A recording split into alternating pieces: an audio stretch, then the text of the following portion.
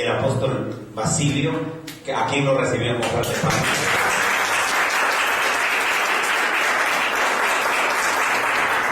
Aleluya. Siguiendo este orden de ideas presentado por el pastor Manolo, quiero que afirmemos lo que la Escritura enseña con respecto a lo que es la edificación en el orden de Dios. Y es allí donde está la tarea de los 5 ministerios como colaboradores en ese proyecto de edificar a los santos. Efesios declara que fueron constituidos, dados a la iglesia para el ministerio de la edificación. Diga edificación.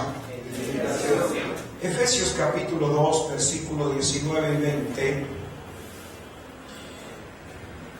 Pablo declara que nosotros somos participantes, miembros de la familia de Dios, llamados a ser edificados sobre el fundamento de los apóstoles y profetas, siendo la principal piedra del ángulo Jesucristo mismo. Y dice, de quien todo el edificio, diga todo el edificio, va siendo edificado para ser, diga para ser. Hay una razón de ser en ese proceso de edificación. La edificación es una tarea progresiva. Todo se edifica en un proceso, línea tras línea, mandamiento tras mandamiento, hasta que todos lleguemos. Entonces, el propósito de Dios es que, diga, todos lleguemos. Y ahí es donde la tarea quíntuple va agregando las gracias y medidas que Dios le ha dado para que los santos sean, la palabra allí es ergonómica, que es puesto de manera adecuada en la función del cuerpo. Cuando se dice que esa silla es ergonómica, está diciendo de que fue diseñada para que la espalda, la postura del cuerpo armonice y cree una función confortable. La idea es de cómo el Señor pone cada miembro de manera estratégica, funcional, para que le dé forma al diseño y edificio de Dios. Ahora, este texto nos sirve como trampolín para llegar a donde queremos ir. Y es importante ver algunas consideraciones o curiosidades gramaticales útiles para entender el mensaje que el apóstol quería con respecto a esto. 1. Dice que nosotros somos edificados sobre, diga, edificados sobre. El fundamento parte de un fundamento que es Cristo. El fundamento lo ponen los apóstoles y profetas, pero ellos no son el fundamento. El fundamento es Cristo. Algunos piensan que lo importante son los hombres en lo que hacen y lo importante es el fundamento sobre el que edifican.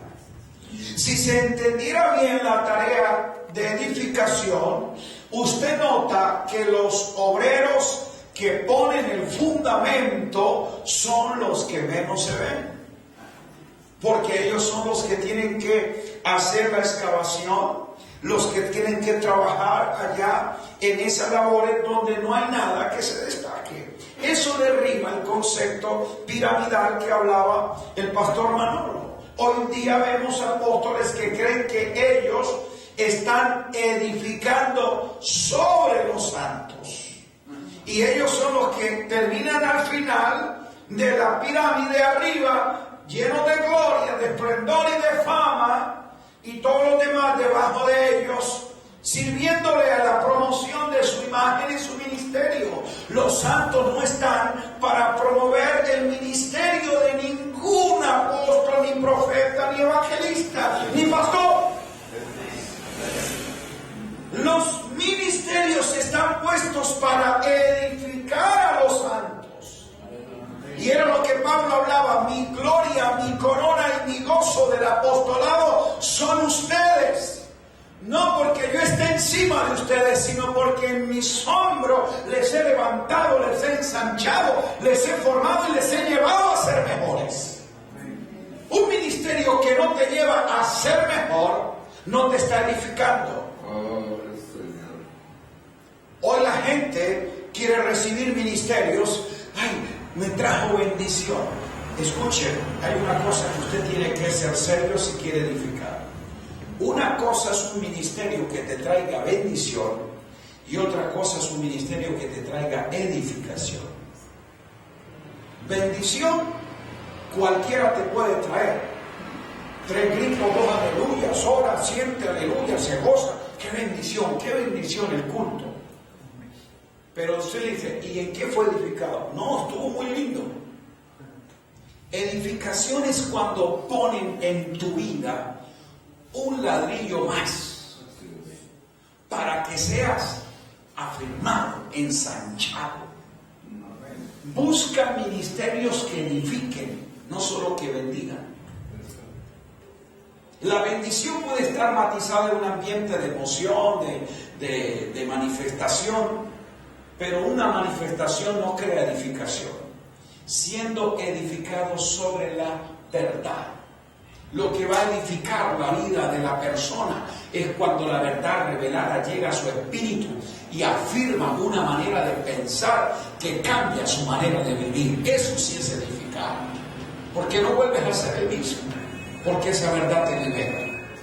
Bien, entonces dice que esa construcción y edificación hace que nuestro espíritu y nuestra mente esté adquiriendo la transformación de lo que decía el pastor Manolo, por la palabra y el espíritu que está haciendo en nuestra vida un trabajo de regeneración y transformación.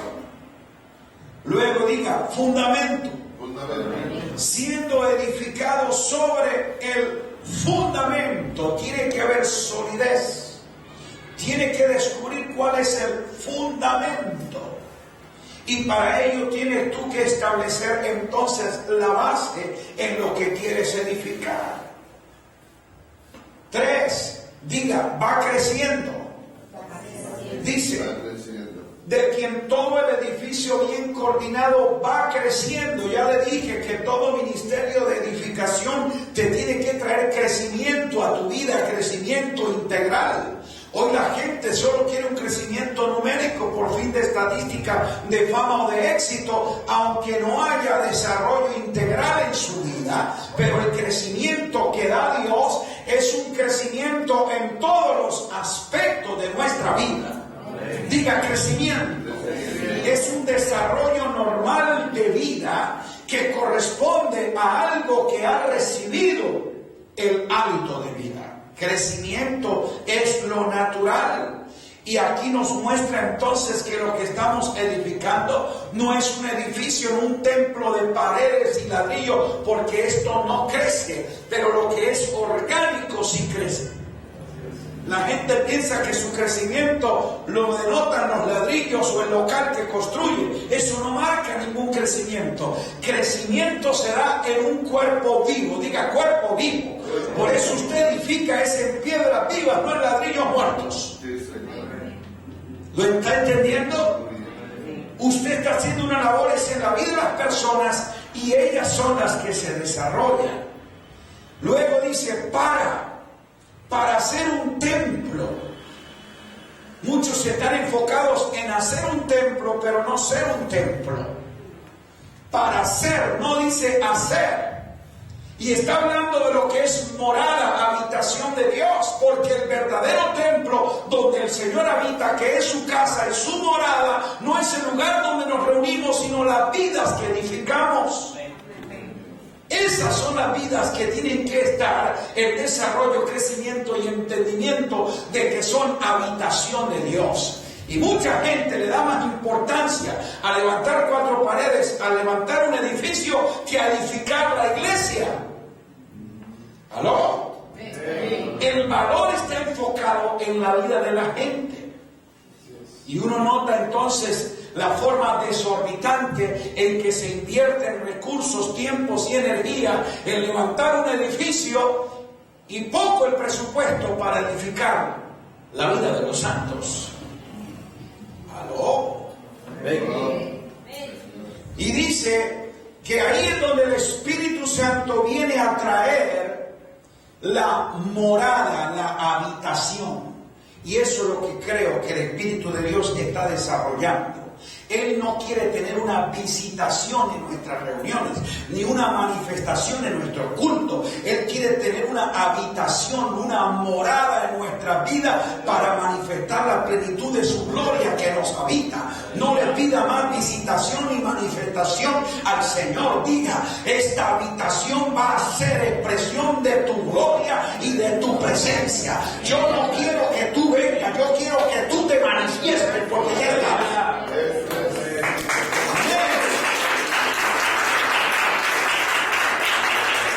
Eso es lo que Pablo oraba, que Cristo se manifieste, que Cristo sea formado, porque ya nos habita, porque somos su morada. Pero esa manifestación de la vida no podrá darse si no hay crecimiento de vida. Y aquí es la tarea de edificación, diga edificación.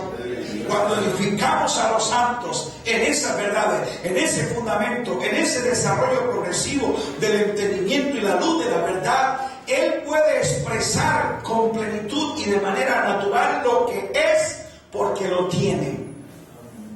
Ok, ahora, entonces diga, el ministerio de la edificación.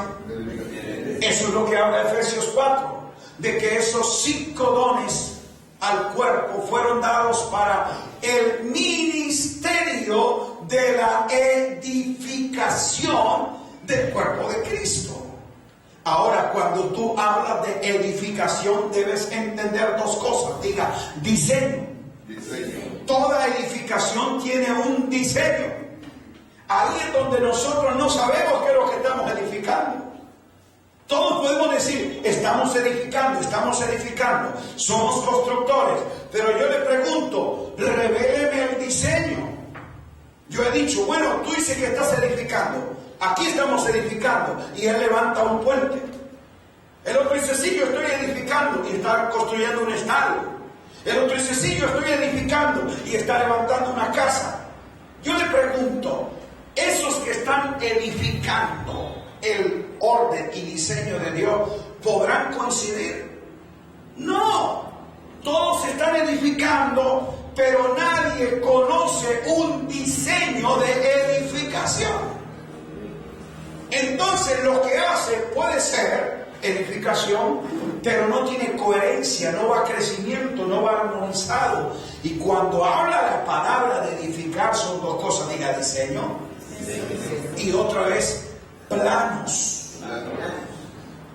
Por eso la tarea de edificación tiene que tener una lectura, una referencia para saber qué es lo que se edifica. ¿Por qué diseño? Diga, porque diseño está establecido en un designio. El que quiso crear y edificar tuvo en mente un designio, un proyecto.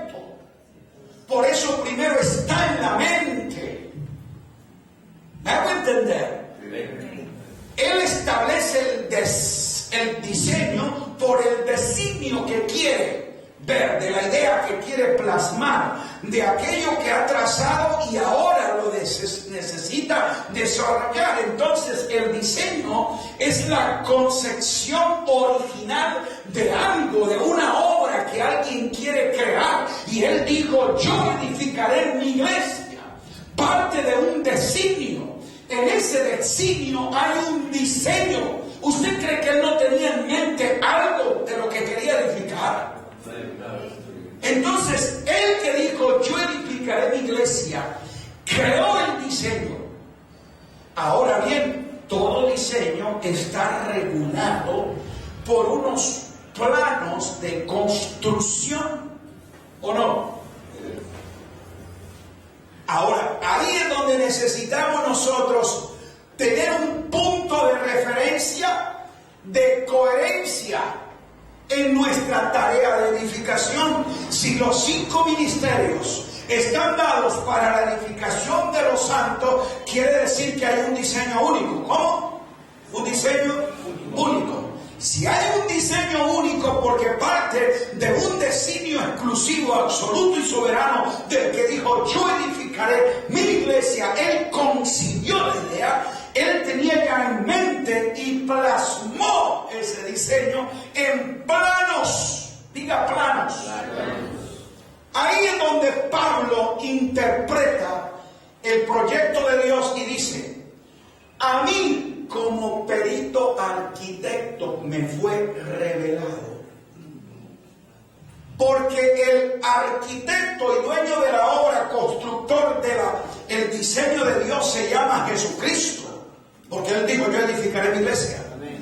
Se lo lleva a las oficinas centrales, lo llevó al tercer cielo, le abrió los planos, le dijo lo que querían edificar. Por eso están las cartas.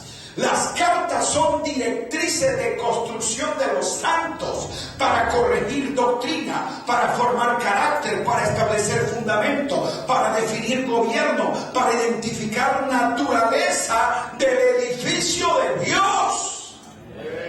¿Lo entiende usted? A Pablo se le reveló, el Señor se lo mostró, y él baja con todos esos planos para enseñarle a los santos qué es lo que él quiere edificar. Eso, como dijo el pastor Manolo, no se dio de una noche de éxtasis o de una visión. Fue un proceso formativo en su vida. Años en que él es trabajado para que primero Dios edifique dentro de él lo que quiere sacar de él, porque eso es la forma como Dios actúa. Siempre Dios crea algo dentro de ti para luego sacarlo de ti.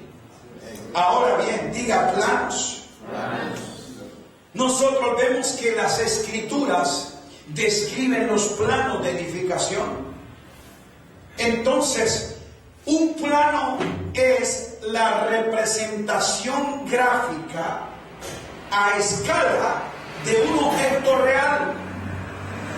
Cuando usted ve un plano, está leyendo en una representación gráfica hecha en escala.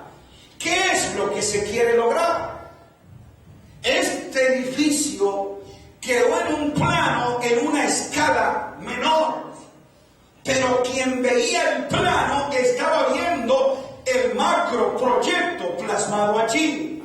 En la escritura está el plano de lo que Dios quiere que se vea, la edificación de su casa. ¿Me estoy haciendo entender? Ahora bien, cuando usted entiende ingeniería, edificación, arquitectura, hay elementos básicos. Uno, todos los planos son los documentos que se utilizan en las distintas etapas de la construcción y son el punto de referencia de todos los que colaboran en la edificación.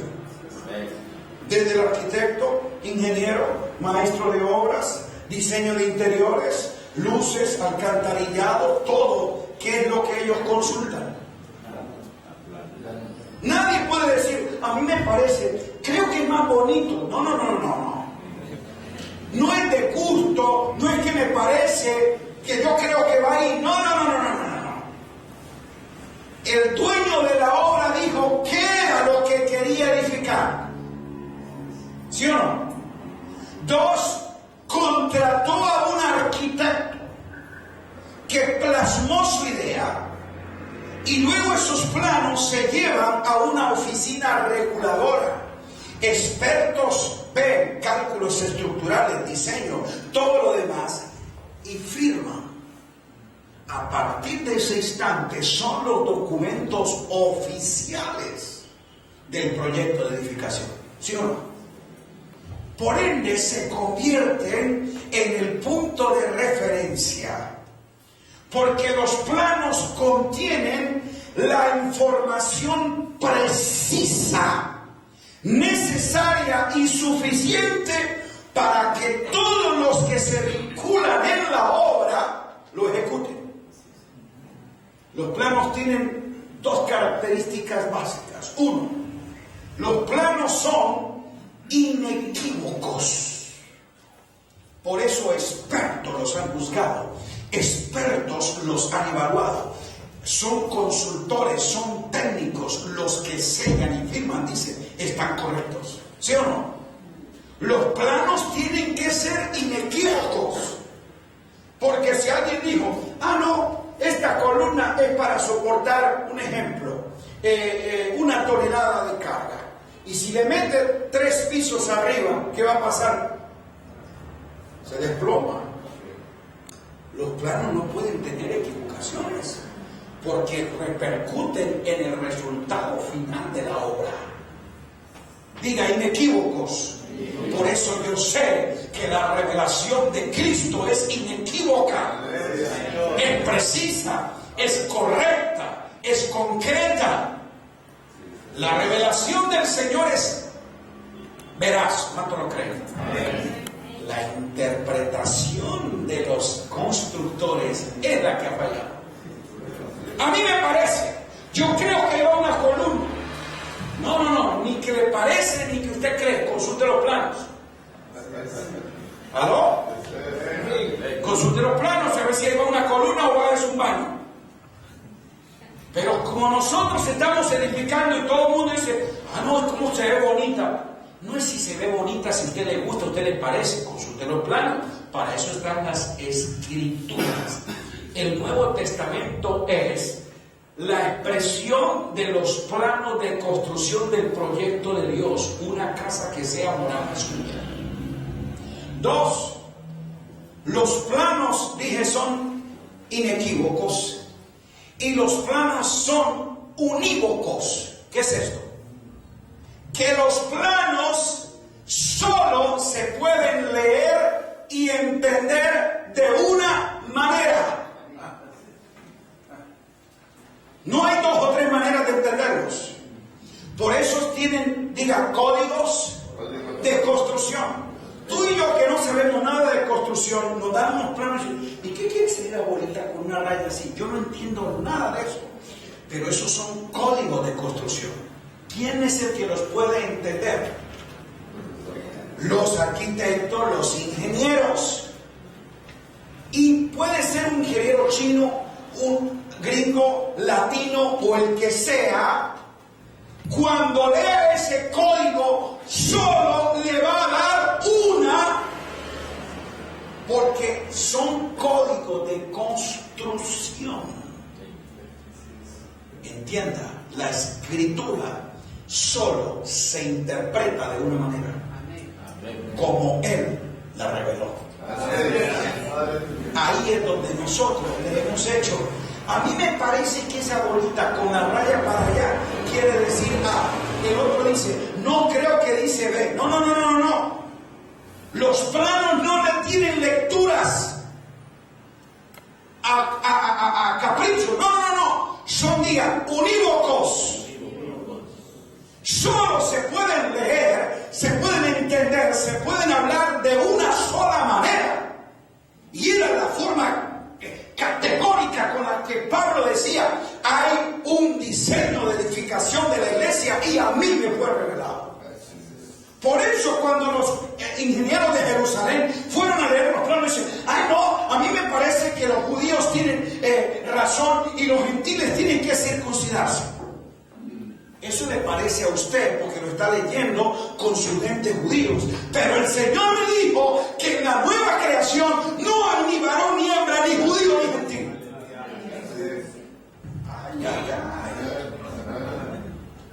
Diga edificación. Entonces, por eso los planos son los que regulan el proceso de edificación. Y si hay algún punto de discusión en los constructores, ¿A dónde tienen que acudir? A los planos. No, que a mí me parece que ahí va un baño. ¿Eso le parece a usted? No, me parece que es una sala. ¿Eso le parece a usted? Pero como los planos solo dicen una sola cosa, consulte a los expertos. ¿Quiénes son? Digan, arquitectos, ingenieros. Eso es el orden que no respetamos nosotros. El Señor puso, 1 Corintios 12:28, en la iglesia, primeramente, apóstoles, dice los segundos, profetas, los terceros, maestros. Esos son los 3 órdenes de edificación, porque diría yo, los apóstoles son arquitectos, los profetas son ingenieros y los maestros son los maestros de obra. Son los que explican, son los que entienden, son los que estructuran los procesos de edificación. ¿Saben cuál ha sido el problema de la iglesia? Que cada quien la edifica de acuerdo a su criterio, carisma o don. Se levantó este evangelista con el don de milagros y como tiene poder y carisma y Dios lo usa, entonces en el día reúne a los pastores para decirles cómo edificar la iglesia. Un evangelista no es arquitecto. Tiene don de milagros, por eso es que lo menciona luego. Dice, primero apóstoles, segundo profetas, tercero maestros, cuarto los que hacen milagros. Y nosotros traemos al que hace milagros que edifique la iglesia. Porque cree que el don es lo que edifica. No, diga la revelación. La revelación. Y hemos tenido la tragedia de la iglesia latina. 40 años atrás, los evangelistas puertorriqueños y dominicanos ungidos con señales, maravillas, en las noches cruzadas de milagros, en el día seminario para pastores. Y ellos eran los que daban fundamento, ellos los que daban doctrina. A mí me parece, y Dios dice, aleluya. Y como tenía señales, la gente creía que todo lo que el ungido decía era verdad. Y enseñaron legalismo y enseñaron cosas que después nos dimos cuenta que eran más criterios de él, pero no fundamento de la escritura. ¿Aló? Sí. Porque no respetamos un orden de edificación. La idea, primeramente, ya la explicaron, no es jerárquica, es funcional. Va primeramente porque es obvio. Amigos, si tú quieres edificar esta propiedad, ¿qué es lo primero que traes aquí? ¿Al que va a poner el baño? ¿Al que va a tener la decoración? ¿Qué es lo primero que tú contratas? Al arquitecto, que me defina los planos, que me haga los cálculos, que me cree el diseño de lo que yo quiero edificar. Y luego le digo, ok, con esos planos, a ver, ingeniero, levante esa pared, ponga esa columna, porque aquí está lo que yo quiero que se edifique. Usted, ingeniero, hiciste tu trabajo, ok, maestro de obra, venga y tú hagas decoración, todo lo demás. ¿Aló? Elemental, mi querido Wax. Pero nosotros hemos violentado lo elemental. Siempre, primeramente, es porque marca un orden secuencial, no jerárquico, de funcionalidad, de operación, porque es obvio. Entonces, respetar, digan, los planos, nos lleva a entender los antecedentes e intenciones y designios del dueño de la obra. Diga, del dueño de la obra. Que yo de manera unívoca, o sea, que solo un significado, una interpretación es posible de ese plano, de ese diseño. No puede haber 2 o 3 formas distintas de entenderlo. Por eso los planos son los elementos de referencia cuando los edificadores actúan. Todos los consultan, los planos ayudan para evaluar el proceso de la obra, en qué etapa va, porque los planos dicen qué es lo que se quiere construir. Como nosotros ni sabemos qué es lo que queremos construir, no sabemos dónde estamos. Y aquí dice, va siendo edificado, va creciendo hasta que todos lleguemos. Nosotros jamás vamos a saber cuándo llegamos, porque no sabemos qué es lo que estamos edificando. Alguien nos tiene que mostrar el plano para que sepamos en qué etapa de la construcción estamos y también en qué momento de la construcción participamos. ¿Aló? Todos tenemos que edificar, pero si tú no respetas el orden, probablemente te pongas a poner el techo cuando ni siquiera las paredes se han levantado. ¿Eso se puede hacer? Pero nosotros sí lo hacemos.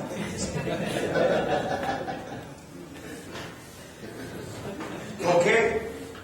Ahora, cuando tú notas la razón de los planos, crean puntos de referencia, generan también aún la manera del presupuesto. Los planos definen los procesos de la obra. Los planos son los puntos de evaluación. Es más, son los únicos documentos legales con los cuales se puede hacer una reclamación legal, tanto para el que construye como para el dueño de la obra.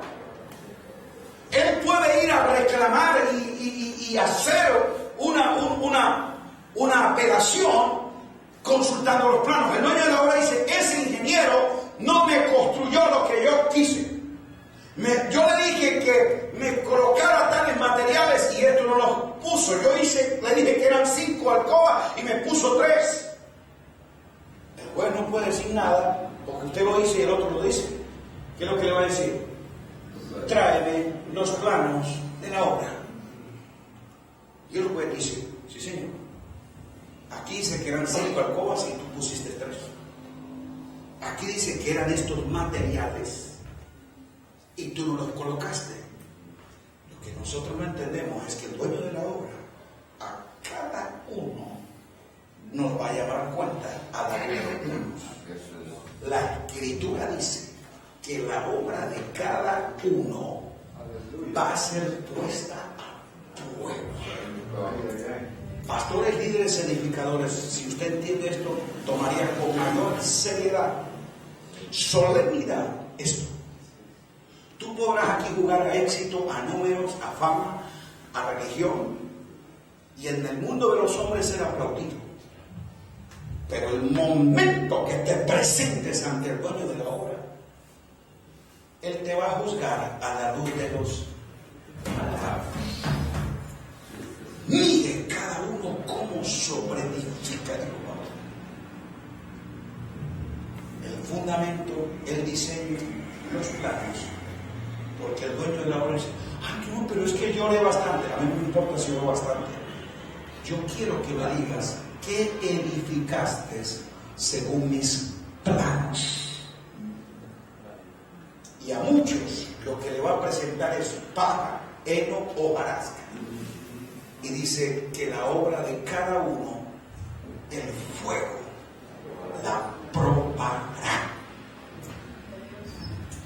No te engañes, tú y yo tenemos que responder un día por esta tarea de edificación que nos confía. Y ahí es donde vamos nosotros a ser confrontados. Yo quiero que usted entienda que eso es serio. Vaya a Ezequiel 43. Este es un texto impresionante. Ezequiel 43. Versículo 10 y 11. Para que nosotros entendamos que Dios tiene un punto de medir nuestras acciones, de definir nuestra construcción, de saber qué es lo que estamos edificando. Ezequiel 43. Tú, hijo de hombre, muestra a la casa de Israel esta casa. Está hablando del templo que se le reveló a Ezequiel. No es el templo de Salomón, no es el templo que se levantó después. No, está hablando del templo final, de la casa construida. Esta es una réplica en miniatura del templo de Apocalipsis, que es la morada, la habitación de Dios con con su pueblo, la construcción, el macroproyecto final que Dios quiere al final de la historia poner, como dicen, este es. Y esta es la visión que tiene el profeta. Es en el templo que él vio. Y muéstrale a ellos para que se avergüencen de sus pecados. Escucha esto. Y midan el qué. ¿Y midan el qué? El diseño de esa casa. ¿Qué dice?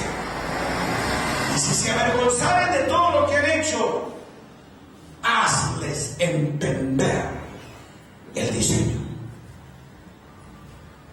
de la casa, su disposición, sus salidas, sus entradas, todas sus formas, todas sus descripciones, todas sus configuraciones, todas sus leyes, y descríbelos ante sus ojos. Escuche, ¿para qué? Para que guarden, para que no alteren las medidas, no cambien los materiales, no modifiquen su forma. Tremendo. Diga, no alterar las medidas, no cambiar los materiales, no alterar la forma. Son respetos al dueño de la obra y al que trazó los planos. Y la pongan por obra. ¿Usted entendió esto? Porque Dios le dijo, porque este es el lugar donde yo pondré mi trono. Y fijaré la planta de mis pies donde posaré y moraré con ellos para siempre. Y esa es la declaración de Apocalipsis. Ahora bien, si tú notas, aquí está hablando de un proyecto, un diseño, del cual Dios es celoso y está diciendo, este es el punto con el que yo miro sus vidas. A partir de esto es que yo voy a evaluar lo que ustedes hacen y son.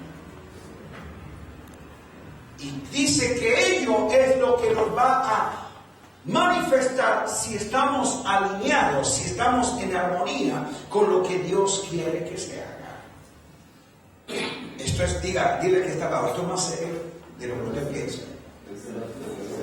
Muéstrales el edificio, muéstrales el diseño, descríbeselo, revélaselo, dijo el profeta. Por eso es que el Señor llevó a Pablo al tercer cielo. Esto no fue una visión que una noche de una comida pesada tuvo Pablo, no. Directamente del trono de Dios, allá en las oficinas centrales, le abrió todos los planos, le explicó todo. Esto es lo que yo quiero que verifiques. Y te nombro perito arquitecto. No solo arquitecto, perito, experto, competente, hábil, capaz de enseñarlo, de describirlo, de fundamentarlo, de que se reproduzca esto. Por eso era el celo de Pablo de poner la plomada, el fundamento en todo lugar donde iba, y dije, esto enseño yo en las iglesias. Pablo solo tenía un diseño, Pablo solo tenía unos planos, él no iba agregándole sus ideas, No, él por eso fue un hombre muerto a sí mismo, porque dijo, yo quiero ser fiel a lo que por gracia a Dios le pareció revelar.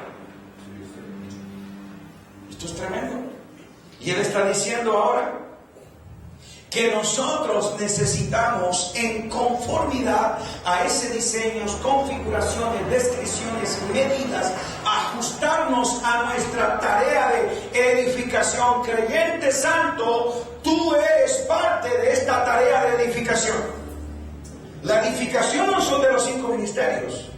Los 5 ministerios equipan, entrenan, revelan los planos, describen las formas, le enseñan las medidas, le dicen cuál es la función de cada uno, pero la tarea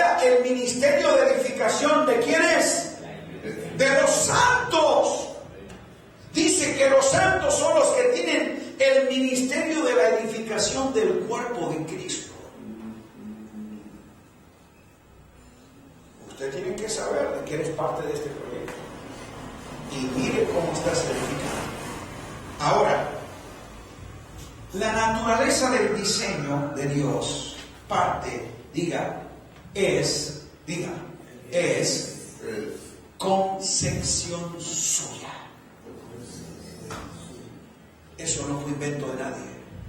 Fue concebido, fue engendrado en él. Fue de su mente que salió la idea.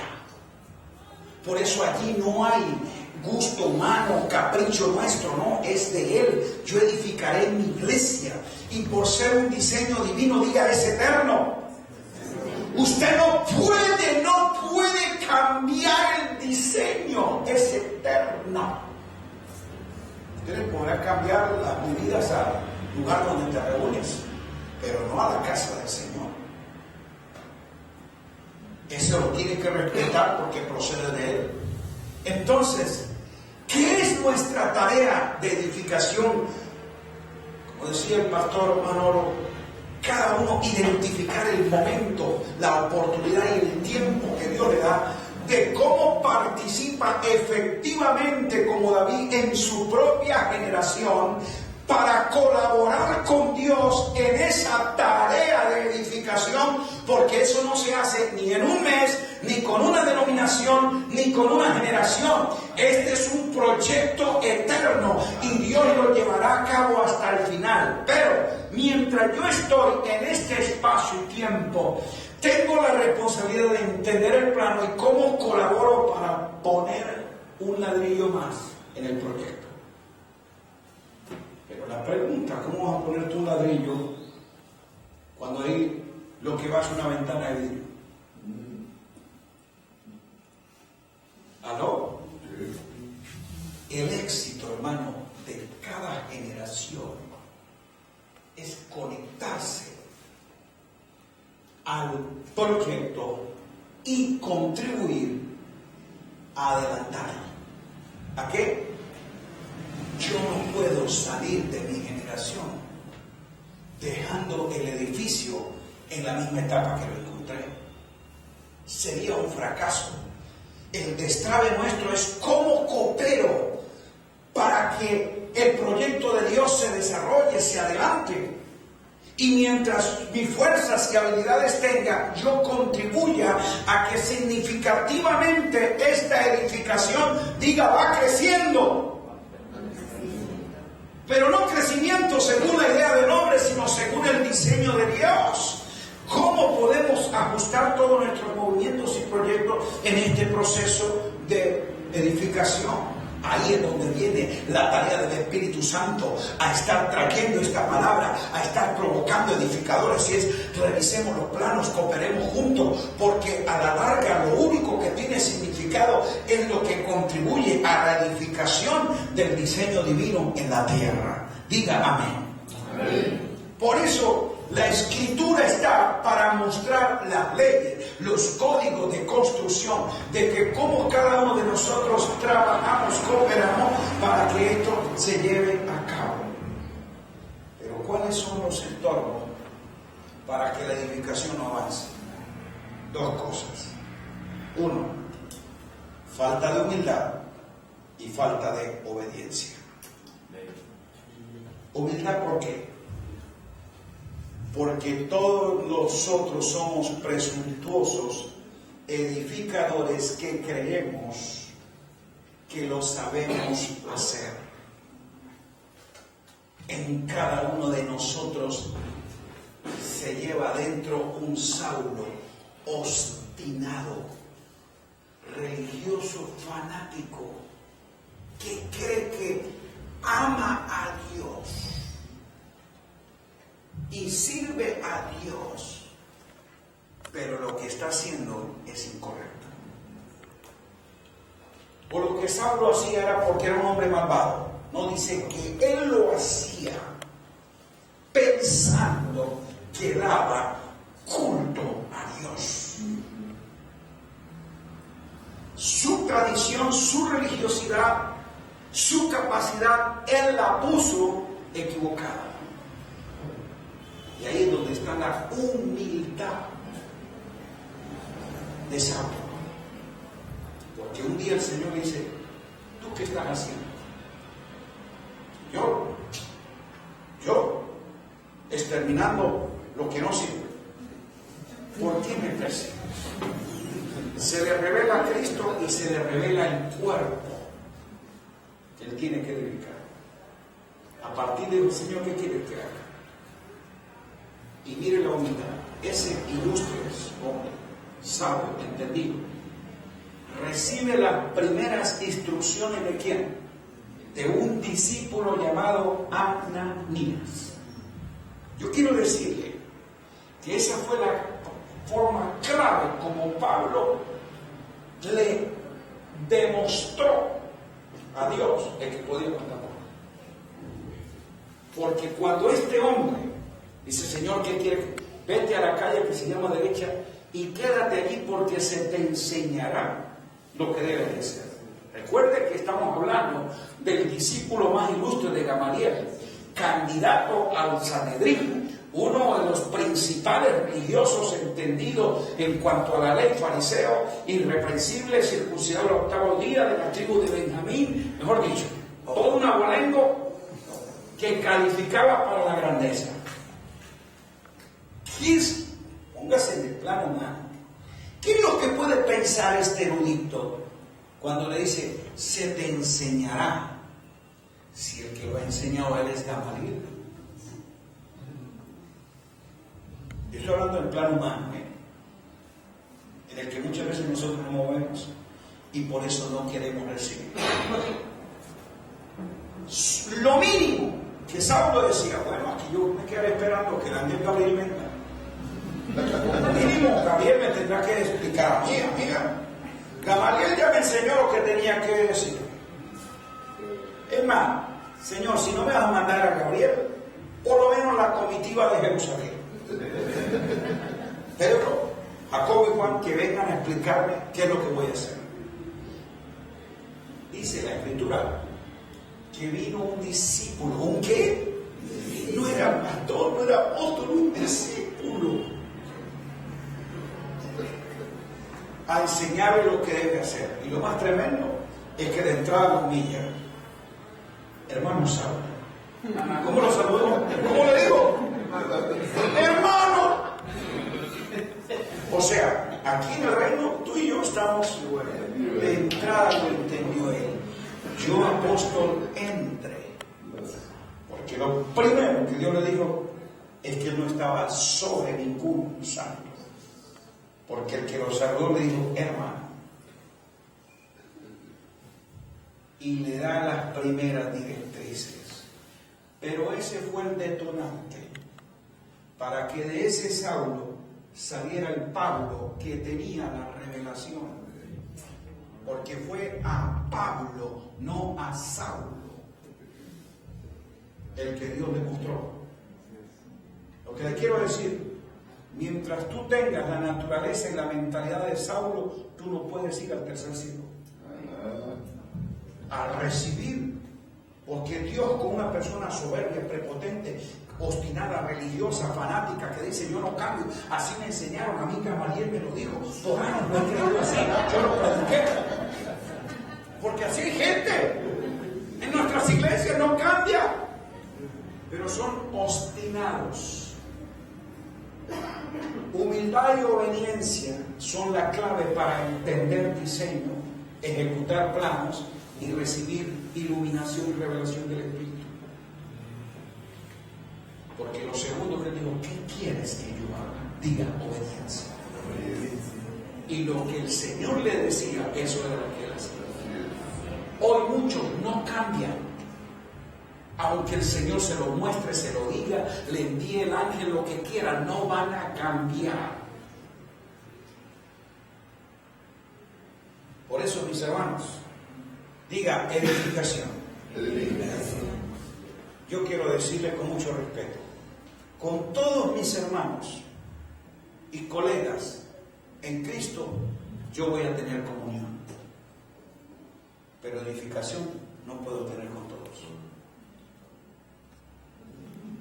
¿Entiende usted? ¿Por qué no puedo tener edificación con todos mis hermanos? porque Pablo no pudo tenerla. Cuando él trajo los planos a los arquitectos e ingenieros de Jerusalén, estos tenían otros códigos de edificación. Y estaban cuestionando, atacando, poniéndole trampas, rechazando su apostolado. Él llegó un momento y dijo: yo no me voy a desgastar la vida, ni me voy a poner a pelear. Si son estos o estos, yo voy a verificar con lo que el Señor me revela. Mi hermano, te amo. Simón, tú eres. Que el Señor te respalde en tu edificación, pero yo me voy a ir a edificar en otro orden. A la luz de la historia de la Biblia, ¿quién cree usted que tenía el plano más completo? ¿Pedro o Pablo? Él mismo lo reconoció años más tarde, que de verdad Pablo era el que tenía el diseño. Si estos de Jerusalén hubiesen sido abiertos, receptivos, un poco más sensibles a leer los planos, yo creo que se hubiera hecho un trabajo mucho más poderoso, porque fueron muchos los tiempos que se gastaron discutiendo cosas que no se tenían que discutir. ¿Sí o no? Los concilios, los pastores, las directivas, hemos perdido años en convenciones discutiendo cosas que no se tienen que discutir, pero porque no hay humildad para recibir la dirección del que tiene los planos y diga: esto es lo que hay que hacer. Nosotros, yo pienso, yo opino, a mí me parece, yo creo, y entre nosotros el que más argumentos tenga, el que más poder e influencia tenga, el que termina mandando, y a veces el que más equivocado está, porque es un político, no un profeta, porque es un ejecutivo, no un apóstol. ¿Aló? Por eso nos atomitan. Y usted lo ve. El Señor le manda a un Ananías, y aquel dice: ¿y usted cuántos miembros tiene? No, yo no tengo, yo soy un discípulo, un enviado.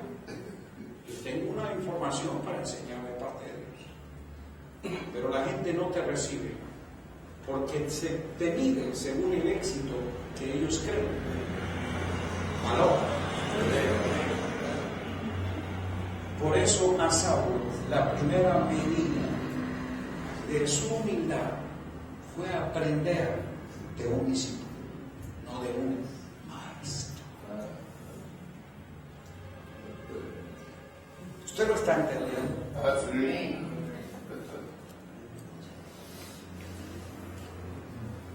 ¿Seguimos?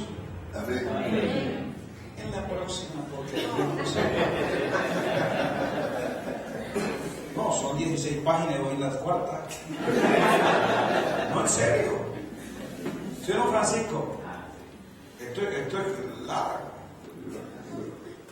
Pero hay razones para volvernos a encontrar. Vinimos fue a provocarles, a desafiarles, que tú estás en una tarea seria. Se llama la edificación del cuerpo de Cristo. Amén. La segunda seriedad que tienes que tener es el día en que nuestra obra vaya a ser evaluada.